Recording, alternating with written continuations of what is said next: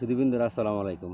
প্রথমে দেখে নিন, এই দেখুন একটি কলা গাছ, কলা সহকারে এই যে থোর নিচে বাড়িছে কলা, এই যে কলা দেখতে পাচ্ছেন। আগে আপনারা দেখে নিন গাছটা কতটুকু।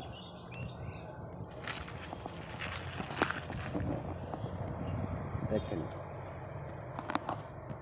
গাছ ছিল, গাছটা ভেঙে গেছে, তারপর গোড়ার থেকে ঠিক এভাবেই